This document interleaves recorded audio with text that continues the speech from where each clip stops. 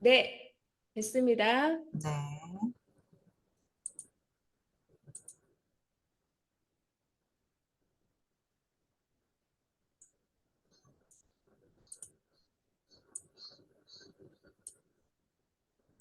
공유가 되고 있죠.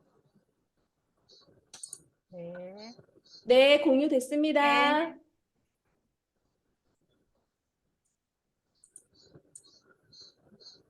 어, 이게 첫 화면, 챗 GTP 너는 누구냐? 이 화면이고요. 이거는 제 소개를 어제 간단히 했었고, 이번에 장표는 어제 오늘에 이어서 챗 GTP가 누구인지, 왜 이렇게 핫한지에 대해서 알아보고, 그 다음에 프롬프트 얘기를 많이 들어보셨을 거예요. 어떻게 훈련시키면 되는지에 대해서, 그리고 적용하는데 교육과 의료에 요즘에 적용하는 경향에 대해서, 그리고 마지막에는 챗 GTP가 조금 우리에게 실망을 주거나 좀 고려해야 되거나 나아갈 방향에 대해서 한번 알아보는 시간을 가졌습니다. 그래서 보시면은 일단은 또 키울게요. 그래서 어제 요거를 제가 좀 설명을 좀 자세하게 드렸는데 이렇게 핫한 이유가, 그러니까는 제가 생각을 했었는데, 또 책을 우리 AI 2024 트렌드 책을 보다 보니까 이분도 그런 말씀 하시더라고요. 우리가 이렇게 쉽게 챗 GTP에 열광하게 되고 이렇게 지대한 영향력을 갖게 된 이유가 자연어로서 우리가 접근할 수가 있다는 거죠. 자연어라는 게 뭐라고 했죠? 우리가 말하는 언어, 한국어, 영어, 불어, 독어 같은 우리가 일상으로 말하는 언어로서 컴퓨터와 대화를 하다 보니까 굉장히 접근이 쉬워졌다, 허들이 낮아졌다. 그래서 더 많은 붐을 일으키게 됐다라는 거고, 일단 방법적으로는. 그리고 이제 LLM 모델이다. 라지 랭귀지 모델이기 때문에 엄청나게 많은 그런 텍스트로 학습된 내용이 들어가 있다라는 거. 그리고 4.0으로 들어오면서는 멀티모델 기능이 들어왔잖아요. 이미지화하고 그다음에 영상으로 만들 수 있는 툴로서 이제 변모가 된 것이 엄청나게 큰 이슈가 됐었죠. 그래서 딥러닝에 의해서 그다음에 챗 GTP는 이거는 AI 모델 중에 하나인데 AI 모델이 굉장히 많지만 그중에 선두마차로서 챗 GTP를 AI 이꼴로 생각하는 경향들이 있다. 하지만 이게 AI의 전부는 아니다. 라는 걸 어제 말씀을 드렸고, 이 코파일럿이나 제미나이는 얘네들 친구들이잖아요. 어제 설명을 드렸습니다. 그래서 이게 100만 유저 달성 시간이 5일이었다. 넷플릭스는 3년 반, 그리고 페이스북은 10달 걸렸던 100만 유저를 챗GPT는 5일 만에 달성을 했다라는 거. 그리고 1억 유저 달성 소요 시간은 2개월 만에 1억 유저를 달성을 했다. 그 가장 큰 이유가 자연어로서 접근할 수 있다라는 거. 그리고 타임지 표지 모델이었다는 거. 자, GPT가 작년에 타임지 표지 모델이었습니다. 그리고 이건 3.5와 4에 대한 비교, 그 다음에 성능 비교, 그리고 챗과 AI, 그리고 검색 엔진과 어떤 차이가 있는지, 이건 분명히 차이가 있고 다르다. 우리가 다른 툴로서 활용을 할 수 있다.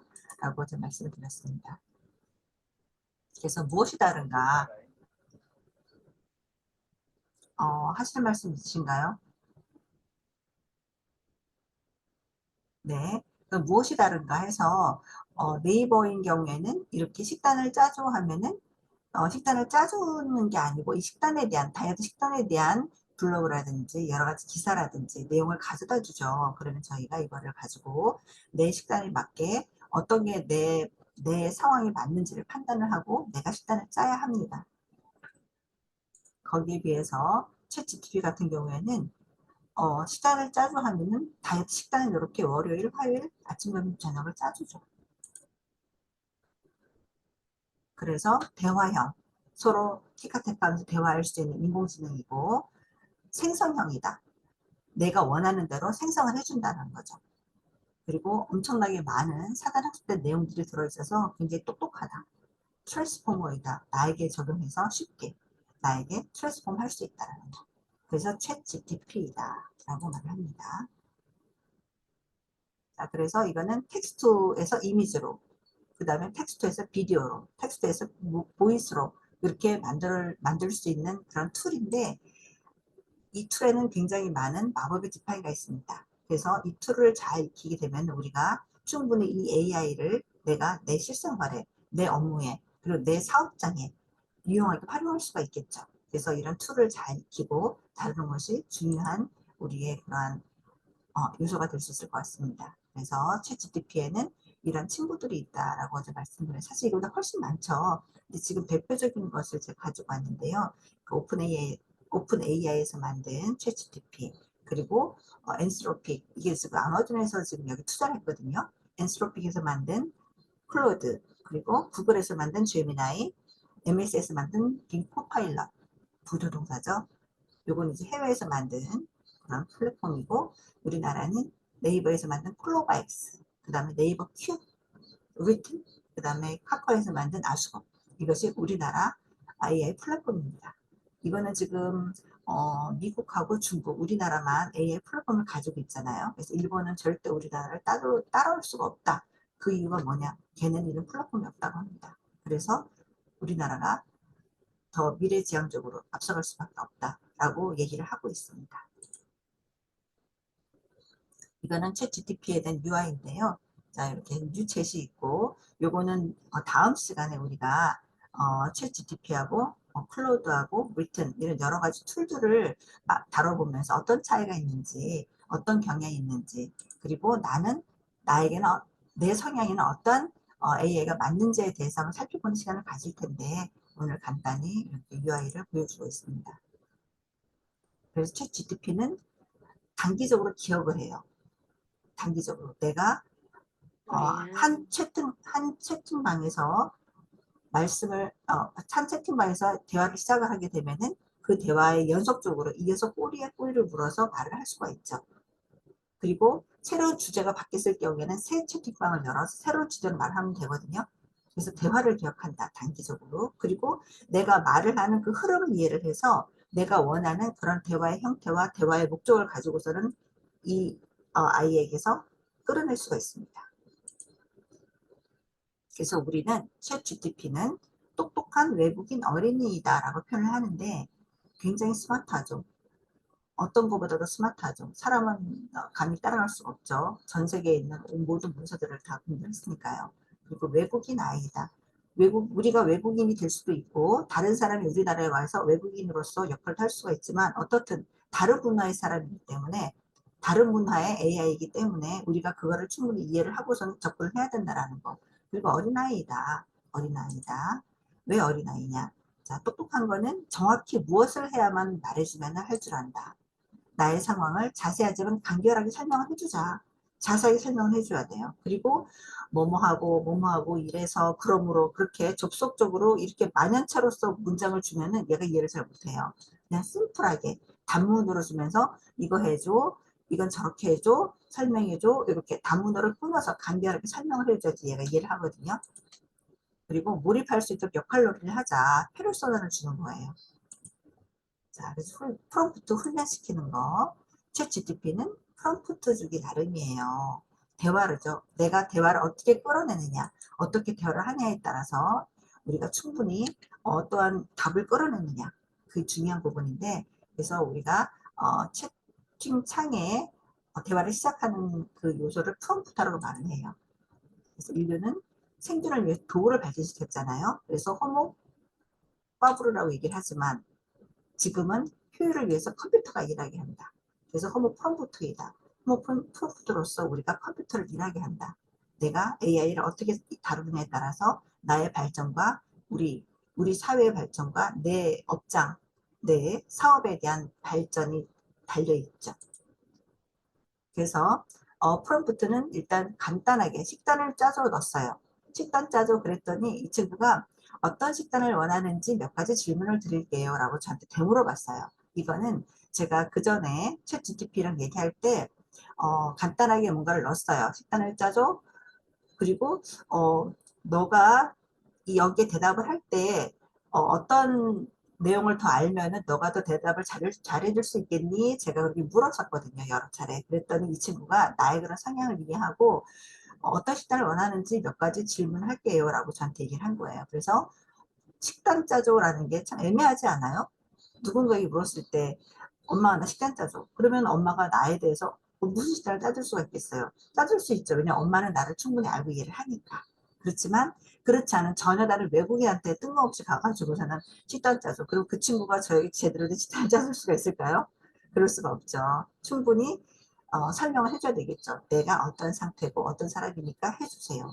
그리고 의사 선생님도 마찬가지예요. 그분이 전문가라고 하더라도 나에 대해서 파악할 수가 없잖아요. 나에 대한 사전 정보가 없기 때문에. 그래서 그런 사전 정보를 프롬프트로 제공을 해줘야 된다라는 거죠. 그랬더니 체중이 어떤지, 지금은 체중 증가가 되고 있는 상황인지, 선호하는 음식이 뭔지, 알러지가 있는지를 좀 물어봤어요. 그래서 내가 그냥 일반인 식단을 짜줘 그랬더니 하루 3끼 기준을 짜주겠습니다라고 짜줬어요. 그 다음에는 당뇨 환자 식단을 짜줘 그랬어요. 그랬더니 당뇨 환자에 대해서 식단을 짜줬어요. 그 다음에는 페르소나를 주었어요. 너는 이제부터 내분비내과 전문의야. 당뇨 환자 식단을 짜줘 그랬더니 본인의 페르소나를 가지고 사는 식단을 짜줬어요. 그리고는 그 다음에는 너는 이제부터 내분비내과 전문의야. 나는 50대이고 당뇨 환자야. 쉽게 잡히질 않아. 약을 먹고 있어라고 내가 편의점을 줬어요. 나의 역할을 줬어요. 그랬더니 이 친구가 굉장히 상세하게 잘 짜줬어요. 이런 식으로 어린아이에게 역할놀이를 주듯이 페르소나를 주고 너는 누구누구야. 너는 굉장히 유명한 작가야. 너는 굉장히 플리처 작가상을 받을 만큼 유명한 사진 작가야. 이런 식으로 페르소나를 주고 난 다음에 나의 상황을 설명을 해주면 더 좋은 그러한 우리가 더 좋은 결과물을 받을 수가 있다라는 거. 그리고 인공지능 이용에 대한 인식조사를 했었어요. 이게 2021년도에 했던 거거든요. 했었을 때 사람들이 인공지능이 온다면 어떠한 잠깐만요. 어떤 부분에서 인공지능이 이루어지면 좋겠느냐 물었을 때 의료 번역이 굉장히 많았었어요. 그러니까는 의료의 문턱이 의료가 전문가 집단의 어떠한 우리가 서비스를 받을 수 있는 거기 때문에 굉장히 사람들이 문턱이 좀 있고 어렵게 느꼈었나 봐요. 그래서 병원 의료 헬스 분야에서 AI가 도입되면 좋겠다라는 답변이 많았었거든요. 근데 지금 2024년이잖아요. 지금은 2004, 3년이 지난 후인데 지금은 어떤 사람들이 어떤 분야에서 가장 많이 이용할까 조사를 했을 때 교육 분야에 있었어요. 그거는 아이들이 고등학교, 대학교, 청년들이 굉장히 이걸 이용을 많이 하고 활용을 많이 하고 있다는 얘기거든요. 그래서 레포트 쓸 때, 그리고 학교 숙제할 때 AI를 굉장히 이용을 많이 해서 숙제를 써서 학교에서도 그게 문제라고 하죠. 어떤 면에서는. 그래서 지금은 아직은 시작 단계이기 때문에 그런 문화라든지 그리고 얼마만큼 활용이 될지 그리고 그걸 얼마만큼 인정을 해줄지를 지금 기초를 잡아나가는 분야인 것 같아요. 지금 우리나라 학계에서는 이거를 도입하는 것을 조금 어려워하기도 하는데 좀 불편한 거죠. 근데 저도 불편할 것 같아요. 내가 학교에 있고 선생님이고 교수라면은 이거는 아이가 공부해서 머릿속에서 나온 지식이 아니잖아요. 그냥 이용한 거잖아요. 그렇기 때문에 아이가 정말 공부한 내용이 아니기 때문에 이거는 조금 불편하지 않을까 생각을 하고 있는데 어떻든 아이들은 활용을 많이 하고 있습니다. 이 그림이 자꾸 나오네요. 어제도 그랬었는데 제가 됐습니다. 그래서 미국에서도 2023년에 처음에 2021년 11월에 책 3.5가 나왔었고 그 다음에 2023년 4월에 4.0이 나왔었거든요. 그래서 11월에 2022년 11월에 책 3.5가 나왔을 때 지금 얼마나 많은 사람들이 사용을 했겠어요. 그랬더니 뉴욕시에서 뉴욕시에서 인주챗에 대한 챗 GTP에 대한 교육상을 금지했었어요. 23년 1월에.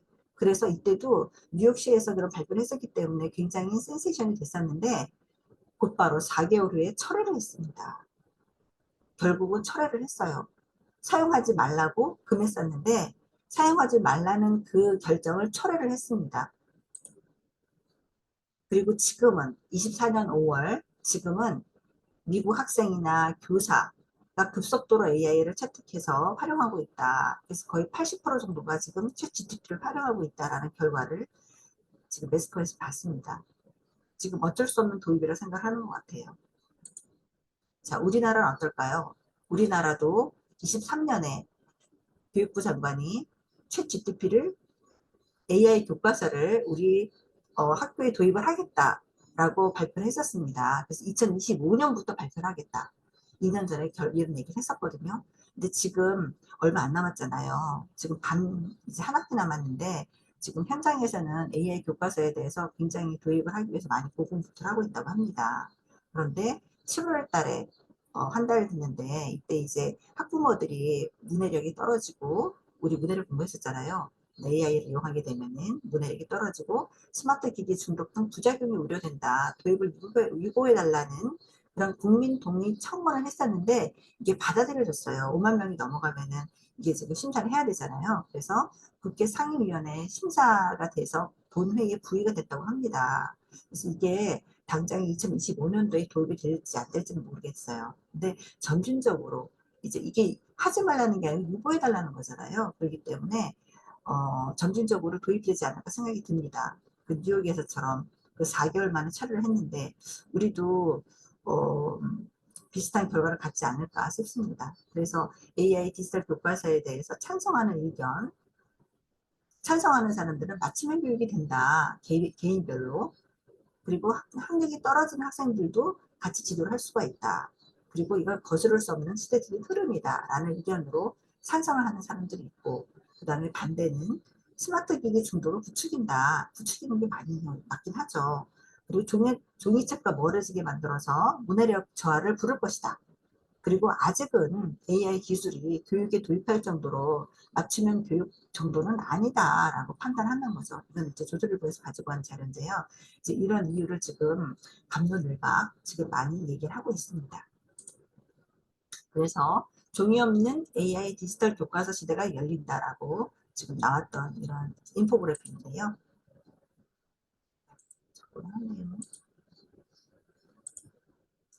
제가 AI에게, 챗 GTP에게 물어봤어요. 생성형 AI를 이용해서 교육을 하고 싶은데 이거에 대한 교육의 효과가 있을까? 어떤 게 있어? 라고 물어봤었거든요. 그랬더니 이 친구가 개인화된 맞춤형 학습 자료를 제작할 수가 있다라고 얘기를 해요.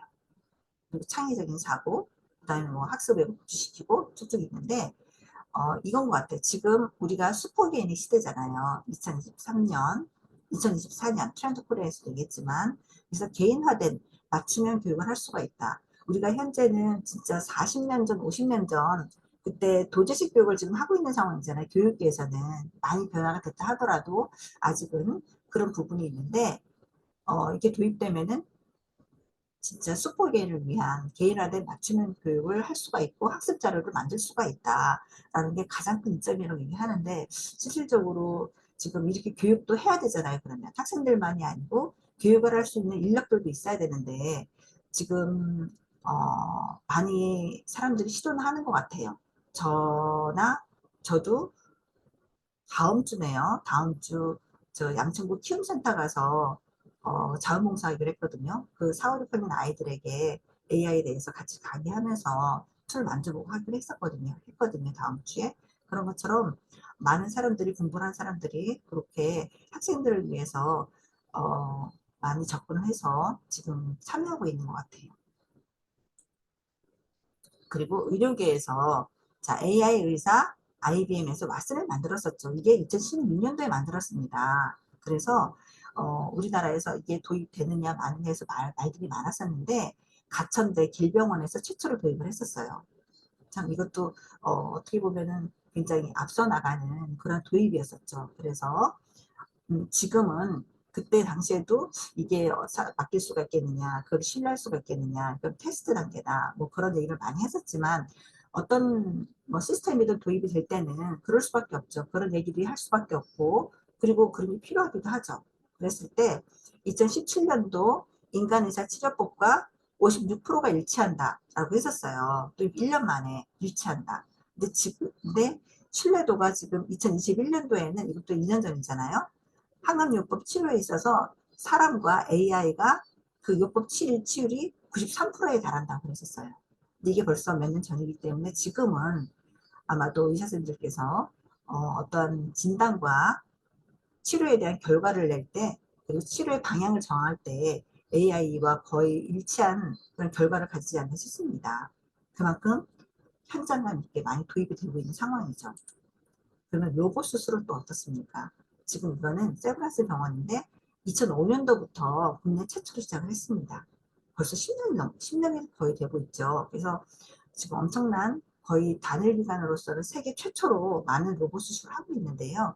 처음에는 담낭과 그다음 전립선 같은 작은 장기 그리고 어떻게 얘기하면 떼어내기가 쉽죠. 그 떼어내면 되는 거잖아요. 그래서 그런 거에 시작을 해서 지금은 거의 모든 수술 영역에 지금 로봇 수술을 하고 있는 상황입니다.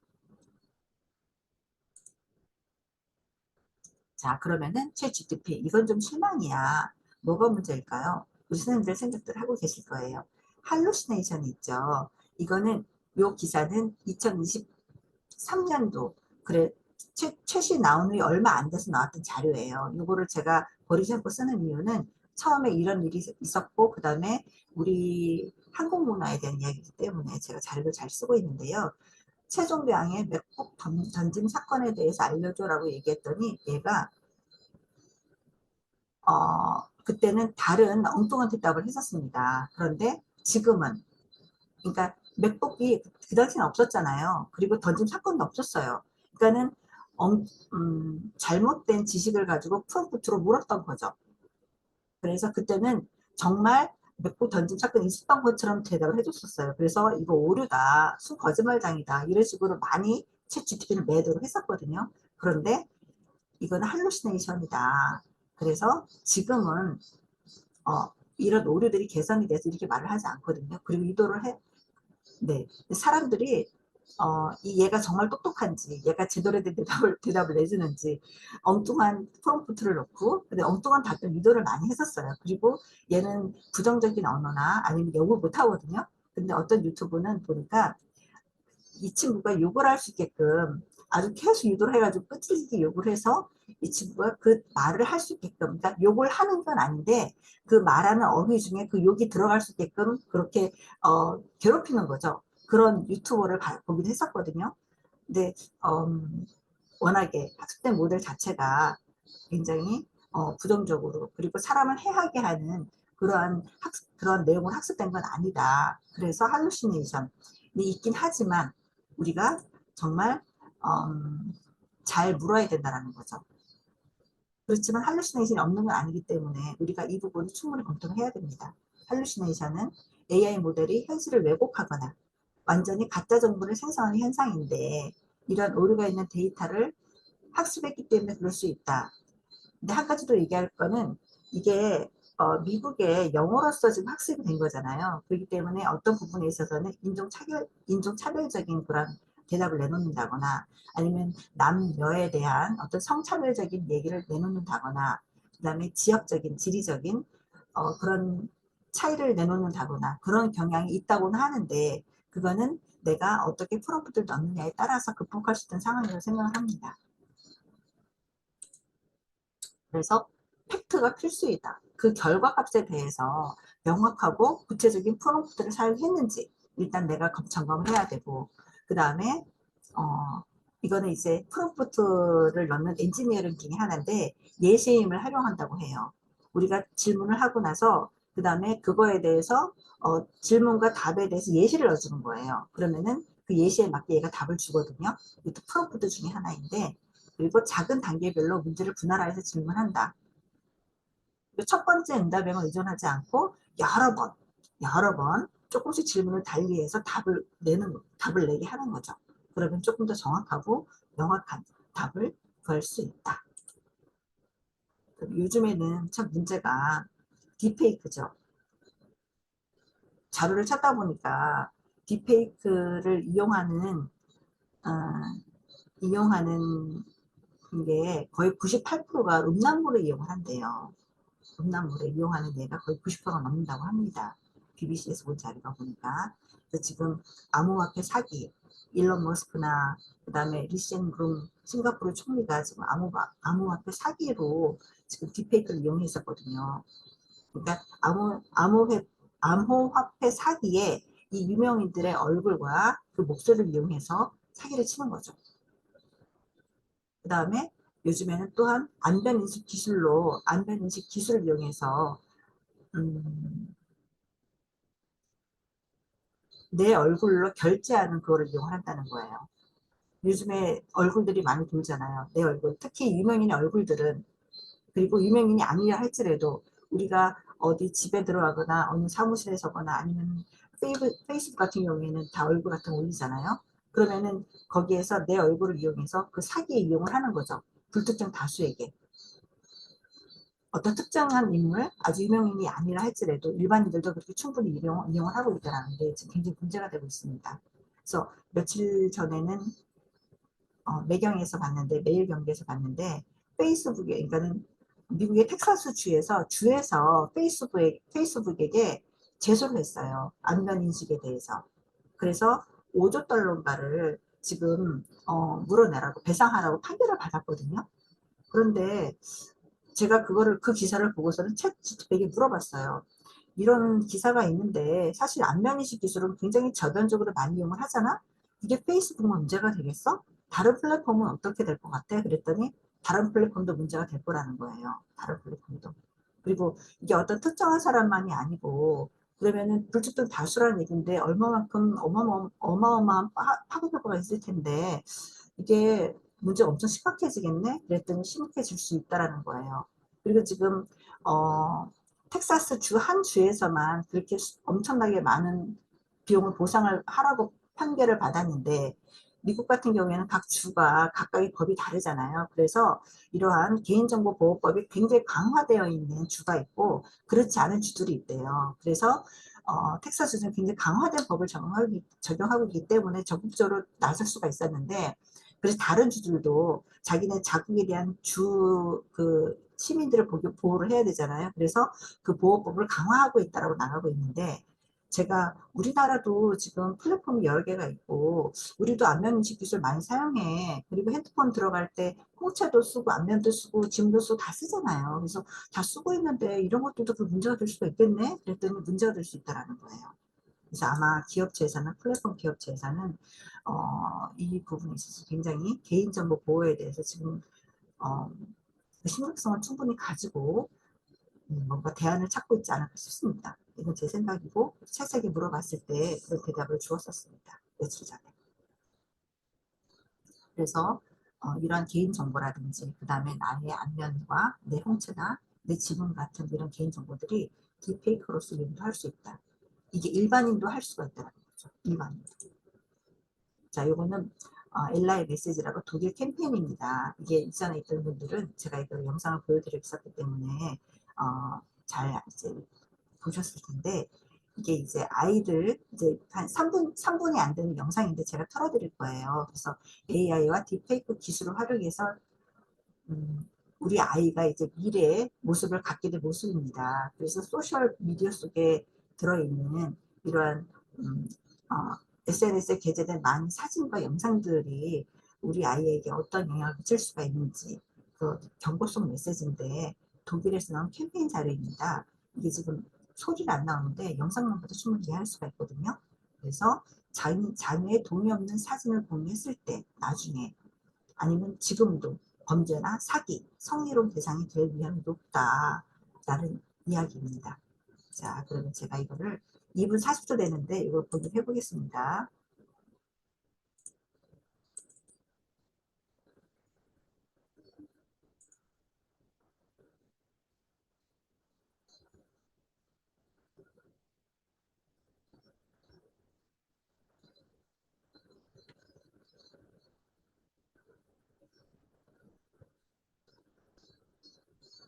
소리 공유가 안 된 것 같은데요. 아, 그래요? 잠깐만요. 소리 공유가 안 됐을까요?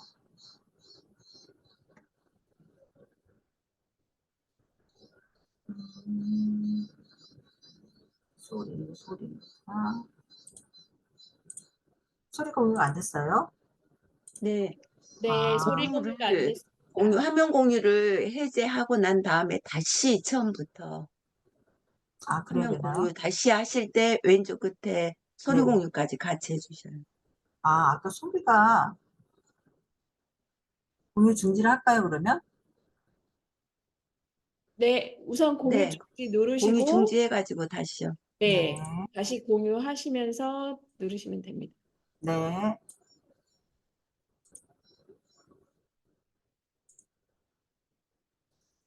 근데 여기에 공유, 이게 소리가 없는데요. 아, 여기 있구나.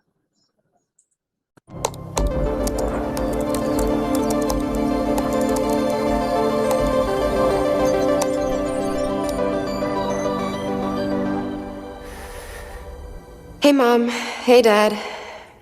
It's me, Ella. Well, a digital version of me. Just a bit older. Amazing what technology can do these days, isn't it? All you need are a couple of pictures, like the ones you share on social media, where they can be taken and used by everybody. I know for you, these pictures are just memories, but for others, they are data. And for me, maybe the beginning of a horrible future. A future where my identity can be stolen just like that. Where I can go to prison for things that I would never do. Imagine my credit score being destroyed, Dad. Or my voice copied to scam you, Mom. Mom, I'm in trouble. I need you to send me money, please. I don't want to become a meme, humiliated by everyone at school. Kill yourself, you fucking loser.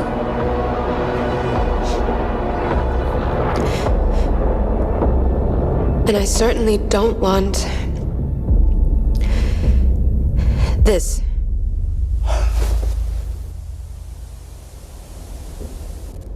What you share online is like a digital footprint that will follow me around for the rest of my life. I'm telling you this because I know you love me and would never do anything to harm me. So please, Mom, please, Dad, protect my virtual privacy.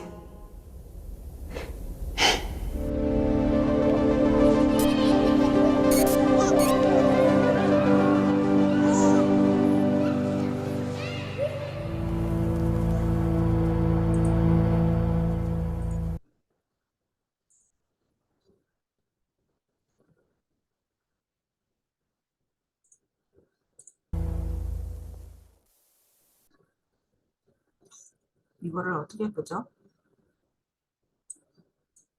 어, 전체 화면. 공유 중지하시면 되지 않아요? 이거를요? 이거 자체를? 아, 음. 근데 이 화면이 없어져야 되는데. 화면을 없애야지 제 화면이 보여지게 되는데, 잠깐만요. ESC를 누르면 이게 화면이 작아지니까 그때 걔를 음, 없애고 밑에 거. 아, 그러네요.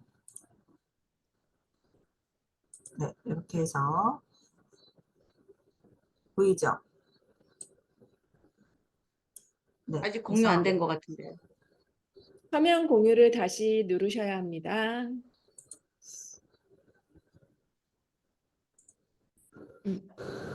네, 됐어요.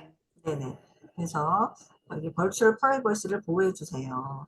아이가 어릴 때 모습이긴 하지만 그 예쁘고 정말 천진난만한 우리 아이의 얼굴, 그 다음에 그 목소리가 범죄에 충분히 활용이 아니고 이용될 수 있다라는 거죠. 그리고 제가 어제 그저께 이거를 영국에서 가장 친한 친구의 얼굴을 딥페이크에 이용했다라는 자료를 봤었거든요. 이게 뭐였냐면 여자친구예요. 남자친구고 서로 친한 대학 때부터 아주 친했던 친구고 남자친구는 굉장히 성실하게 지냈던 친구였는데 그러니까 여자애가 자기의 얼굴이 이렇게 이용되고 있다는 거, 성음란물에 이용되고 있다는 걸 알았어요, 나중에. 그래서 이거를 찾다가 어떻게 유출이 됐는지 찾다 보니까 이제 어떤 사람을 특정해서 이제 그 사람이 그랬다고 생각을 했는데 다른 또 내용들을 보니까 그 사람과 관련이 없는 또 다른 사진들이 있는 거예요. 그래서 계속 파보니까는 정말 친했던 나와 허물없이 지냈던 그 친구가 자기 얼굴을 이용해서 성상품화 했던 거예요. 그래서 너무너무 놀랍다고 얘기하는데 이 사람에게 오랜 그 감옥에 갈 수 있는 시간을 감옥에 갈 수 있게 20년인가 시간을 줬는데 정작 배상하는 거는 얼마가 돈이 안 되더라고요. 몇백만 원이 안 됐었어요. 그래서 이런 거에 대한 어떻게 보면 법적인 그런 제재도 우리나라도 있겠죠? 있는데 아직은 그 법적 처벌이 너무나 미미하지 않나 생각이 들었었어요. 이게 얼마나 많은 고통과 진짜 그걸 당했을 텐데 그거를 그냥 몇백만 원에 그치게 하고 그 사람을 감옥에 보낸다고 하는데 감옥에 보내더라도 요즘에는 사람들이 감옥 상황이 어렵긴 하겠지만 또 글쎄요.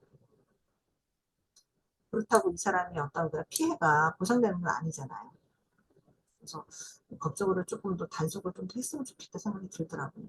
그래서 이런 딥페이크가 음란물로서 이용을 많이 할 수 있다라는 거에 대해서 전에는 뭐 그럴 수도 있겠다 생각했었는데 이게 사람 심리가 참 그렇잖아요. 나쁘죠.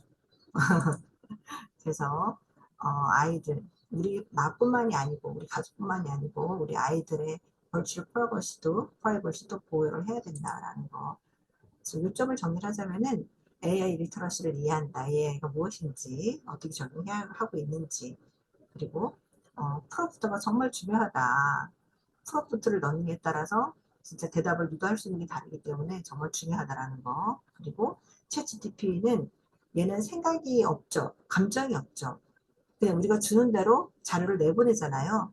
그런데 요즘에는 GPT-4, 옴니가 나오면서 내가 감정적으로 친구를 대했을 때 얘도 감정을 줘서 나한테 위로를 해주고 말을 해주더라고요. 그러니까 이런 감정을 서로 교환하는 거는 이제 최근에 다시 이게 업데이트가 됐지만 여튼 얘는 LLM 모델이기 때문에 이 한계를 인지하고 우리가 잘 사용을 해야 되겠다. 이건 툴이에요, 툴. 책 보시잖아요. 내가 어떻게 말을 하느냐에 따라 다르기 때문에 잘 활용을 해야 되겠다. 자, 오늘 이렇게 해서 33분이네요. 강의를 마치겠습니다. 감사합니다. Thank you. 수고 많으셨습니다. 고생하셨습니다. 고생하셨습니다. 감사합니다. 몇 번 보지만 이 엘라의 경고는 정말 충격적이었던 것 같아요. 처음에 느꼈던